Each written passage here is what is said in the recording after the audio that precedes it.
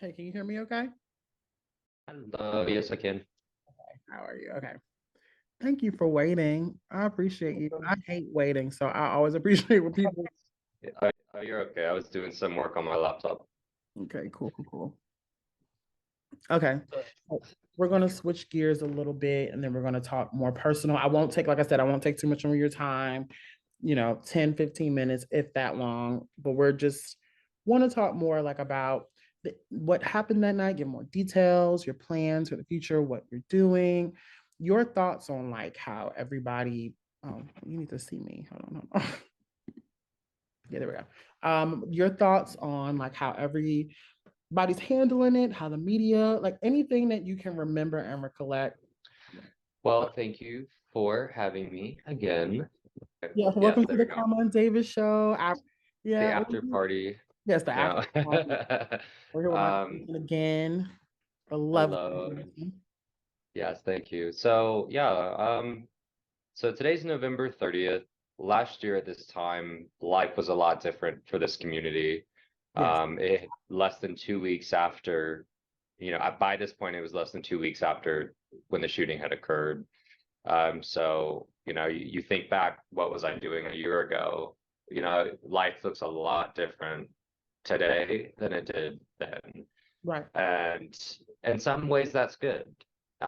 In some ways it's surreal too. I think the biggest observation I have, we did a whole ceremony outside of Club Q. We had the governor, Governor Polis, Senator Hickenlooper, um, the current and former mayor of the city of Colorado Springs, district attorney.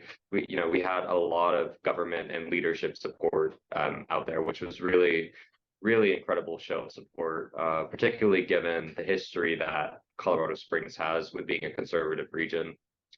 And and that day was heavy. I think that you on that day I thought back a year ago, you know, all the emotions, I was feeling and everyone was feeling, and the shock, the just the unrealness of that this is something that one is too common and could happen anywhere in this country at any time, Anytime. but two, to know that it happened to you when you were somewhere that you thought you would be safe. Safe. Right. And and our communities under attack and has been for decades, Yes. but that we're under attack, and then so they say, okay, keep this stuff to yourself, don't influence kids, don't influence anybody around you. So we're like, okay, well, we'll have designated queer spaces, and we will exist in those safely and mind our business, right? That's Right. that's the whole purpose of a queer Not space what is, they want. It's not really what they yeah. want. Yes. And so we do that. And even though we do that, Yeah. our safe spaces still get attacked Right. brutally, violently, Because that's not what horrifically. they want. Yeah. And it's like you can't win. And the shooter um had been to Club Q before. Yep. And I had actually served him before. I had made him food. I had made him drinks before. Really? And it's like, so it's just fucked up. Like all of it's fucked up. Sorry, I don't know if I can say that, but Yeah. You but could it say whatever. okay, but it is because the night of the shooting, the shooter had come in probably an hour and a half or so before he came back armed and ready to go, and he came in and scoped out the place. So he came in and knew who was there. He knew what the vibe was. He saw everyone having fun. He saw everyone enjoying themselves, living their lives, knowing I'm gonna come back here very soon and try to kill everyone in this building. Yeah. Like that if I could define the face of evil, I think that would be it. Right. And like it's one thing to just randomly go into somewhere and shoot it up randomly, but to go into a place premeditated, see who and interact with the people you are about to try and kill. Like that's a whole different level of like heinous evil, like the worst of humanity on display. Um, and it's horrific because the shooting began 5 minutes before midnight on November 19th of last year, and November 20th is the Transgender Day of Remembrance. Mm. And during the attack, the night of the attack, we had three bartenders on, myself, Derek, and Daniel. I was the only bartender that didn't get killed during the shooting that night, Mm. and Daniel was a trans man. And so now the day, it's like the day after the shooting was the Transgender Day of Remembrance, and he literally died minutes before the Transgender Day of Remembrance, which is just also fucked up. And it's just everything about it is just wrong, and everything about it is just out of a hellscape, out of like a nightmare that you want to like wake up from and be like, oh, I'm glad that's over, but it was real. And that's the horrific part is remembering and flashbacks and visuals and everything. It's horrific. How does that affect you? Does, it's a year, so I'm learning through my own work and health and all that how trauma works, but I know it's different for everyone. How does it affect you in the club setting? How does it affect you day to day, dating? How do you feel about queer spaces? How does it affect you now? Yeah. What I find interesting, it's a unique perspective that I've been able to talk to a few other survivors about. But, when we go into queer spaces, even locally, you look around and everyone has that same, ambience of innocence and carefreeness and fun and you just think, thankfully, I mean, I'm thankful for this, but these people have no idea what it's like for things to switch on a dime. Yeah, Like, and truly, I think that's the most traumatizing part is knowing that when the shooting happened, there was no warning. It just happened. Like 1 second I'm pouring a drink for somebody, and the next second there's a mass shooting going on. And it's truly this like flip of a coin. Like it just happened so fast. And I think that's scary because, I can be in a queer space and I've been to plenty of them, throughout the country this year. And I just sit there and I think, in my head, I am afraid. I am scared. No one wants, I don't want anyone to go through that, but I don't want to go through it again. right. And it's like, I sit there and I'm like, well, I tell myself, I'm like, everything's fine. Everything's fine. Like, just try to have a shot, relax, enjoy yourself. But then I remember how I felt just moments before the shooting. I was having an amazing night, and then the next second I wasn't. Right, So it's that fear that everything could change in an instant, right. and that's something really hard to move past because it's real. It's a really real fear. Like, yes, I might be okay right now, but Right. in 10 seconds, is that still going to be the case? Mhm. In 20 minutes, is that still going to be the case? So I think that's the thing I carry forward the most right now is still trying to like not be afraid, to go out and not have to keep looking at the door every 5 minutes and being aware of my surroundings. Whereas before, I think we all move around in this world with this like sense of security, this sense of comfort that we're going to be okay. Like, I don't need to be on edge. I'm okay. We're all going to be okay. Which I shared. That's, I went to work at Club Q 5 days a week, and like never once did I ever imagine that this would be a reality, that would happen, particularly in Colorado Springs. That I think that's the most jarring part is it's a big population, 500,000 people, but it's a very quiet, laid back city. So it was just is very out of place for something like that to happen. But also I think that speaks to the reality of what's going on in this country, that it can happen anywhere. And none of us ever thought this would happen to Club Q, and then it happened, right? And so that's kind of where the work I do now is like, how can we fix policies to at least try and prevent this from happening again and again and again? Because almost every week there's some sort of horrific mass shooting story. Yeah. And, and in the terms of our community, we got fortunate in the sense that the country gave a shit about a gay club getting shot up.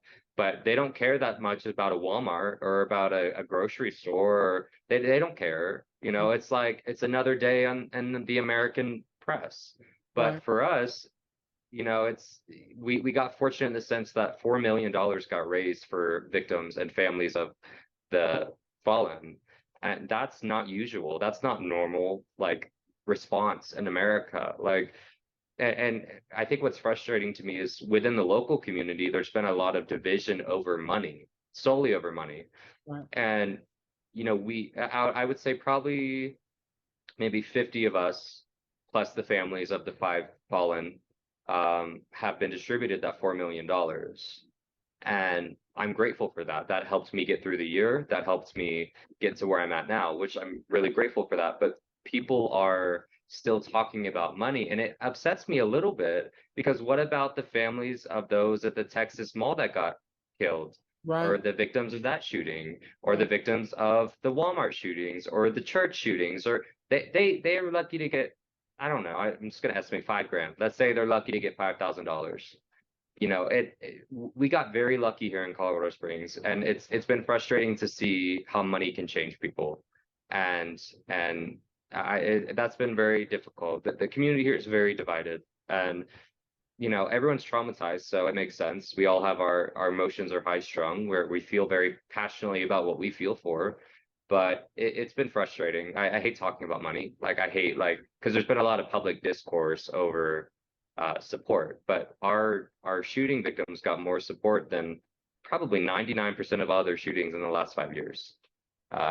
So it's interesting. It's an interesting weird moment in time where you can like look at the larger picture and be like, Right.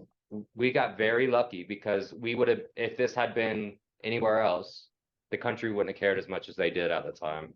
And that's powerful that you even can even think like that, considering that that was something that happened to you, looking at a larger scope of everything and seeing how this could have happened to me at the local Texaco or the BP. Mhm. It could have happened to me at the bank. It could have helped at a football game, a high school football game, a prom. And that's, to me in itself, says a lot about how amazing your mindset, or how this situation, a horrific situation, has made you, like you said, put you in a scope and make you see things differently. Because at that point, I'm not gonna lie, I would be like, this happened to me, like, oh, I don't know about other shootings, and hey, look at me, this is going on with me, what's going on with me. But the fact that you have the power to take yourself out, or not even just take yourself out the situation, see yourself in multiple situations and see how it was treated differently. And I applaud you for that. Thank you. Yeah. It's just reality. It's just been frustrating, you know, it's just, you know, this community is hurt, rightfully so. Our community is hurt, angry, traumatized, but there comes a point when it's like, when is enough money, you know, donated money? When because it runs out, it's run out, Thanks. we're done now. Yeah. And it's like Winter like long. I'm grateful for yeah, like I'm grateful for the support I've gotten, but I don't expect that for the rest of my life. I fully understood that this is to help in the interim. And do I still have bills I need to pay, medical or mental health bills? Absolutely. Am I struggling? Absolutely. But you know, there's systems in place to help with that and organizations to help with that. But I just, you know, shooting victims deserve all the money that they can get. But there comes a point where it's like we need to pull back a minute and be like, our community should be grateful. We shouldn't be angry about no more money. We should be grateful for what we've gotten, because what we've gotten is significantly more than any shooting since Club Q. I can Yeah. almost guarantee that. I haven't looked into it, but it's also another thing is there's a whole industry in this country designed to respond to mass shootings, organizations that step up when these things happen, organizations that roll up into town as soon as a mass shooting happens. And it's like, what a horribly American phenomenon. Yeah. I Like was just thinking that that. we have there's a whole industry that is ready to go at a moment's notice to help mass shooting victims. And I'm like, what if we I had no put idea that was true. I don't know it's what I thought happened. really crazy. And I'm grateful for them. I'm Yeah, grateful for that. absolutely. However, But it's I a I would hope we could do better than that. Right. with reform, with policies, with politics. Reform, the R word, reform. We talk about it on the show multiple times. I'm from Mississippi and I'm living in Georgia, but I'm from Mississippi. And even then, like there is a talk about guns, guns, guns. Hmm. And I was having a conversation with somebody at the bar and recently, and they were talking about he was like, he carries like a little gun. He said, because a lot of people just carry guns. And he's like, you'd rather be safe than sorry. I said, I don't know, about me carrying a gun because I'm in a room full of people who feel like they have to have a gun. And I have a gun because everybody else has a gun. And then this person next to me is afraid of me. And one loud pop, what do we expect another thing to happen?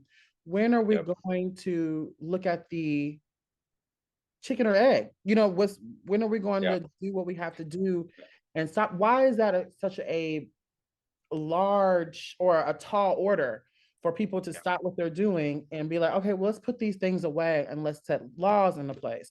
Why do we Right. keep placing what should be done, which we know will make a change in your life, in the lives of the other people, the lives and the people that will unfortunately be hurt in the future through mass shooting, because Right.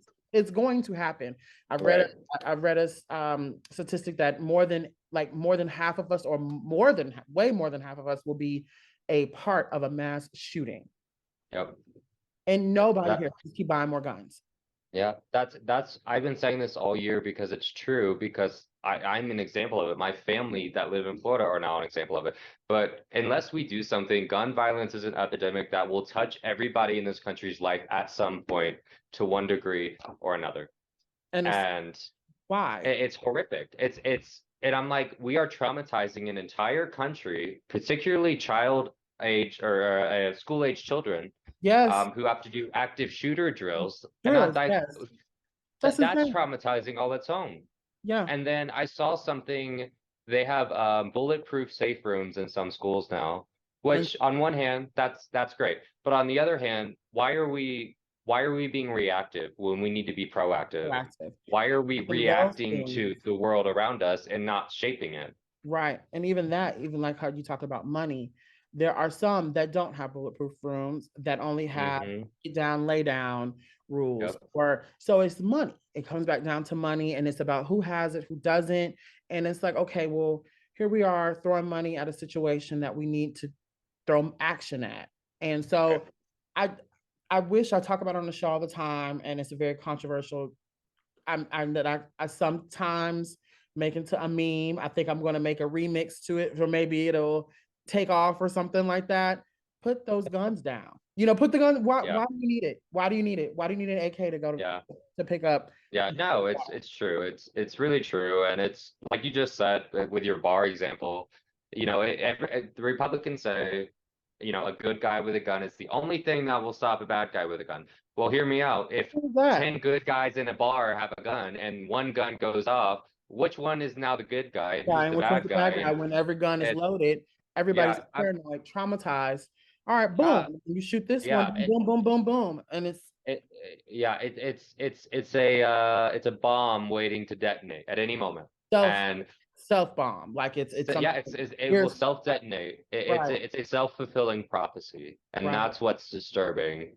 And I actually saw a news story the other day that there's an open carry state, and a guy was wielding an assault rifle throughout the streets, and he walked up to like I believe it was a school zone, but the police couldn't do anything unless he actually did something. Something, right. So, and I'm like, so the guy can just carry the assault rifle, no problem. Walk up to the gate, no problem. We can't do anything unless he starts He shoots shooting. the Okay, child. that's great. Right. You want to talk about reactive? That's reactive. And I'm tired of that. And I'm tired, but I will say this. I will say the leadership in the White House with Joe Biden and Kamala Harris, they have been champions on this issue. They Yes. have been fighting for this issue. They keep pushing for this issue. And it makes me feel good knowing that I talked to them just within the last year and they're actually trying to do something. Right. And it makes me feel heard on a personal level. It makes me feel like they've heard my story as well as so many others, and they've done something, which is create the Office for Gun Violence Prevention within the White House. And Vice President Harris is leading that. And she's a real fighter on this. Like she Yeah. is a freaking she does not play. Mama Kamala does not play. Yeah, Mama And Kamala. It's my girl. and she Kamamala is here to take names, and she actually wrote the city of Colorado Springs a letter, which is on the wall over here, dated for this 1 year anniversary, which I read at the ceremony we had. But she's just such a light and such a refreshing, real person to take on this because she knows she has kids, and I when I first met her, I was just like in shock. I was like, oh my God, that's Kamala Harris. Right. And her first question to me was, "Hi, Michael, how are you doing? Are you getting the therapy you need?" Right. And and I was like, I was like, first of all, like, thank you for asking, but I want to talk about you. I don't want to talk about me. Right. I want to talk about you and the work you're doing. And but every time I tried to turn it to commend her or praise her for things she's done, she kept coming back to me. She felt very like mothering over me, Right. warm and very caring, and it was just really, really sweet. And so for her to now be spearheading this office, the White House can only do so much on this without Congress deciding to wake up and do something. But I appreciate their effort. They're doing what they can in the capacity they have, and I'm extremely, extremely grateful. Yeah. And and I agree with that sentiment. And I think it sucks that at the same time we don't want what's best for ourselves.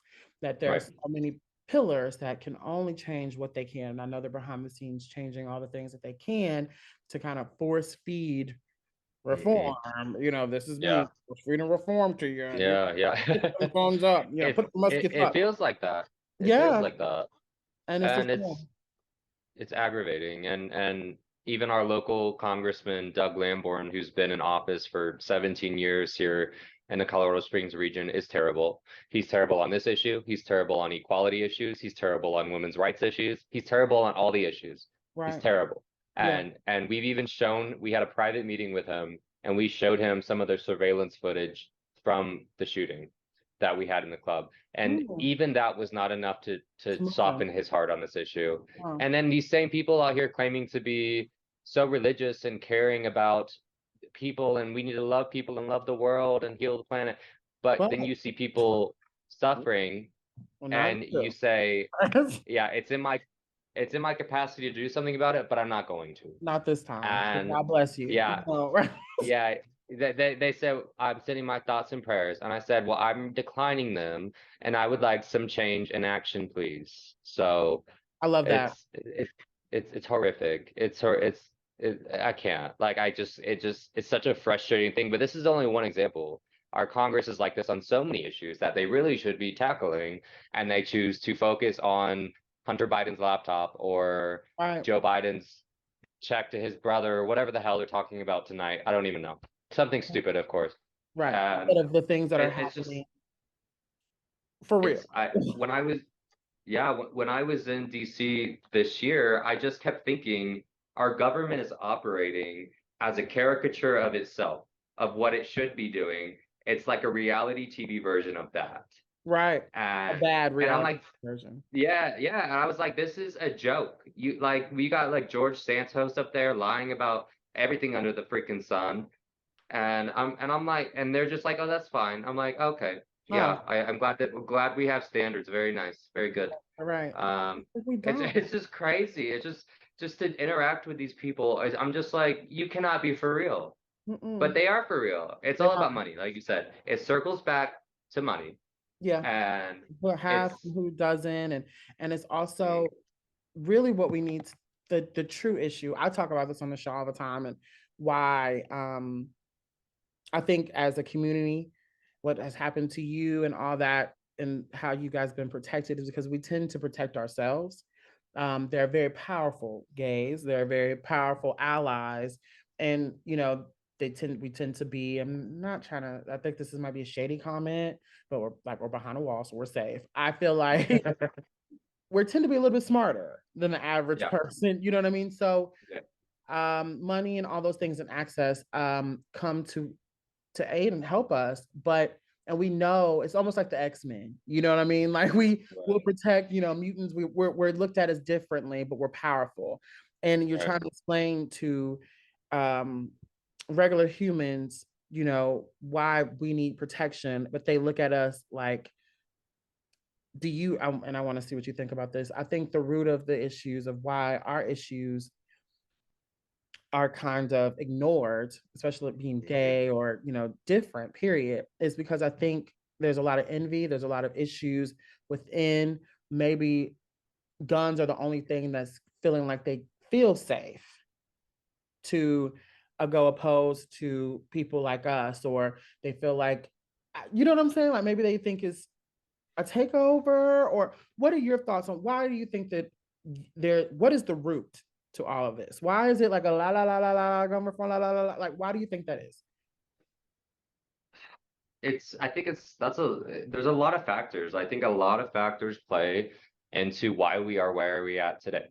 I think there's a great origin story here of this anti-LGBTQ agenda becoming mainstream in the 80s with Ronald Reagan and the Christian conservative movement that came in to the country full force. Right. And that American or that Christian agenda became associated with nationalism and being proud of your country. So Right, you all put that religion together. and nationalism in a pot, and it boils over, and it's not good. It's a very toxic brew that, and it's not good. So I think you look back there, which also goes back to the AIDS crisis being ignored entirely. Right. And then I think when that was discovered, I think a lot of demonization became public and fear, really. I think behind it all is fear, fear of what people don't know, fear of what people don't understand. Fortunately, we've come a long way since the 80s. You know, I can go marry a man now if I want to. Right. I can more or less go out in public and present as a gay man, not have to worry as much. As much. I think self-preservation is present in everyone's life, but unfortunately, as a vulnerable community, you know, we have a target on our back sometimes. Maybe not from most people now, but it doesn't take most people to cause No. horrific damage. It takes one person. Again, And then on top of that, you have people like Marjorie Taylor Greene and Colorado's own fabulous Lauren Boebert, who's a freaking clown out here spewing anti-LGBTQ rhetoric about drag queens. I'm sorry, but when did crazy. drag queens become an issue? Y'all were very much fine with Robin Williams playing Right. Miss Doubtfire, but Right. now here we are, and it's just this always demonizing. It's scapegoating vulnerable communities to Right. blame them for America's problems.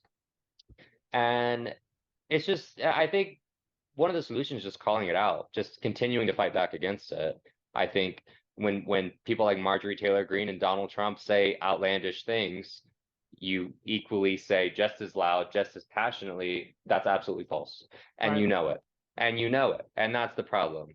It's just American politics is dangerous right now. And that kind of worries me being out, Yeah. you know, having some sort of platform or Yeah. recognizable, Me too. Yeah. because it's like, you know, like I said, It can take you it, down. it yeah, it can, and it's no one wants to live through violence or threats. I've already had threats this year, which are just that just comes with the territory. Right. I get the crazy But DMs and the yeah, but it's crazy. I just try to live a simple life. I have two dogs. I love them very much. yeah. And like I have my little life and that's it. But you know, it's wild. And one thing I've noticed is or observed is with people like Marjorie Taylor Greene, she can speak to a room of 100 people and say inflammatory things about our community. And 99 of them will just shake their head and say, yep, we agree with that, you know, praise God or whatever. But there's one person in the room who hears that and thinks, I need to do something about this. I need to take action with this. I need to step up and I need to solve this. And that's where, you know, these mass shooters have their little agenda. I forget what it's called, their little book or whatever, their reasoning. I don't even know the word. Anyway, they, you know, and it's always a radical, very extremist ideology. Like the Club Q shooter was a neo-Nazi. He ran a neo-Nazi website. Yeah. And there are politicians in the mainstream spreading neo-Nazi sympathizing Right. beliefs. Covered and And blanketed as, yeah, yeah. yeah, and it goes back to like even especially when Trump was president, saying, well, there's good people on both sides. I'm sorry, but if one side is neo-Nazis and the other side is not, then I'm sorry, but they're not both good. Like that's not gonna work for me. Neo-Nazism works, you know, like, Like that's just not true. yeah, Like so it's but on this point today, 2023, I'm grateful President Biden is a calm, cool, collected leader who doesn't spread divisive, extremist, yes, dog whistles to the most radical among us, and instead has more or less been a unifier, or at least tried. At least tried. right. I'll take the effort He's because the working former with guy, a lot. Yes, yeah, a lot. he's doing his best, and I'm grateful for. Hopefully, the temperature will cool down, but I have a feeling with this election coming up in a year, I don't think so. Mhm. But hopefully, the Orange Cheeto Man will be in Yeah, prison, that's- and we can just come move on. on, and we're The gonna thing is just that erase. Yeah, and I can't. From my voice to God's ears, Donald Trump needs to be in prison. That's all. we're behind a paywall. So I'm gonna say something. Mhm. You know, this has nothing to do with anything, and I don't believe in violence. I don't condone violence. I just feel like that's crazy how people just don't. This has nothing to do with what you're talking about before, but people, how do we take that? We're so much argument and so much violence being done towards us, right? How come nothing has happened to this man? You know Yeah, what I mean? honestly, yeah. Yeah. No, It's, I'm waiting. I'm waiting. We got these trials and the tribulations and the whole book of Revelation. I don't Like want I'm waiting. nothing bad to happen with him. I don't wish it, Like, but then it's sort of like, would I? Like, I wouldn't report it. yeah, it's But I'm like, why can all these people, beautiful people, you have dealt with such horrific situations? And the worst thing this man did was be in jail in Georgia. I've been yeah. arrested in Georgia. No, I'm just kidding. I mean, like, it's like the worst thing that's happened. You know what I mean? Like, why? And Okay, it just yeah. it hurts my heart. And I'm not a violent Yeah. person. I just, No, I know. I'm not. I'm not either.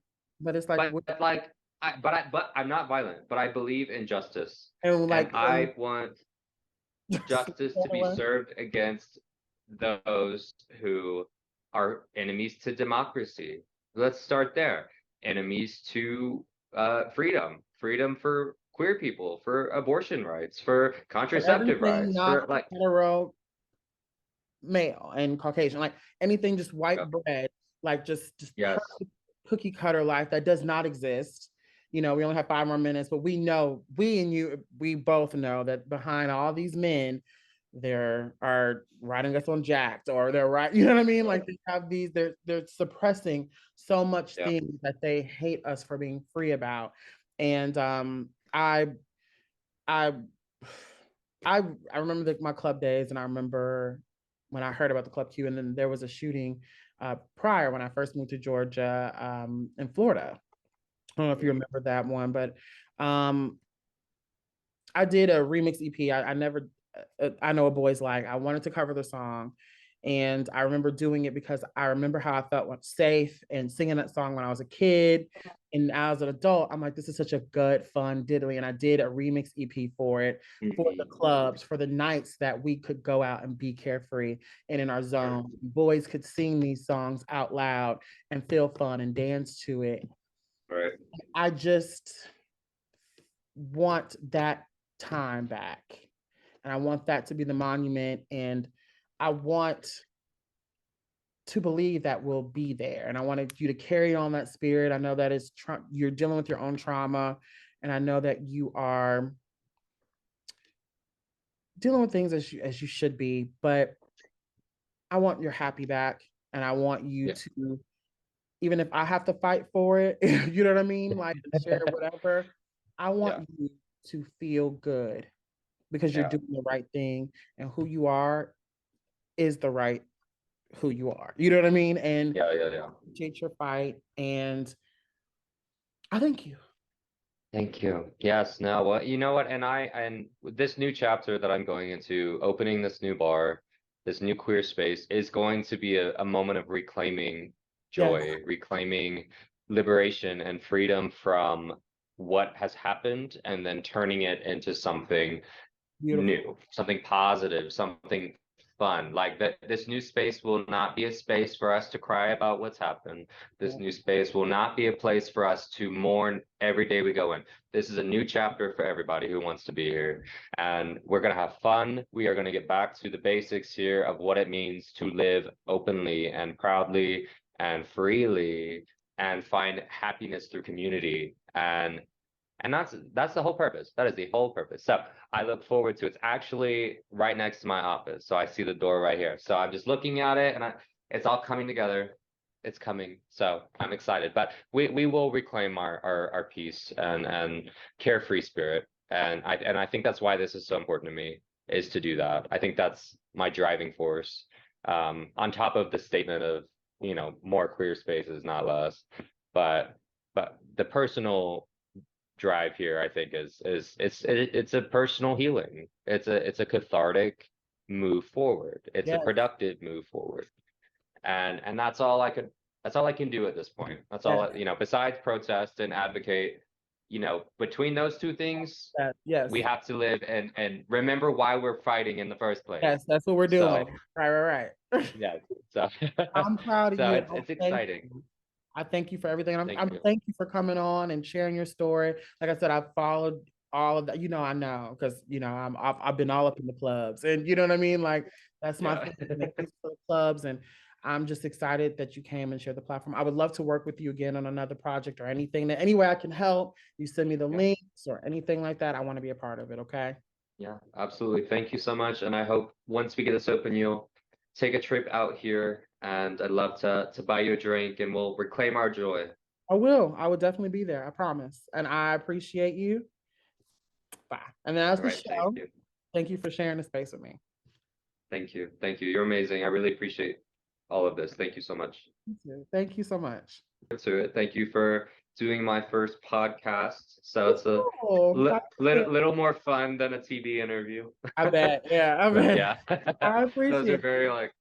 very severe and very Boom, boom, sanitized boom, boom, version of boom. yeah. Yeah. And then they take you talk for 30 minutes and they only show a minute of what you said. Yeah. No, And not I'm this. like, girl, why did we talk for 30 minutes if you were gonna show one sentence? You showed No. one sentence of my thing. I can't. I No, can't. we want I all can't. your whole story will be heard. We're gonna edit the filler part, but you'll be Yeah. heard. All right. Thank you. It's so Thank good to you. meet you. Thank you for everything. Of course, of course. And I do want to talk to you about a project that I'm working on as well. And I hope you come on board with it. Okay. Sure. Absolutely. All right, I'll email you. All right. Sounds good. Bye. Have a good night. You too. Bye bye. All right.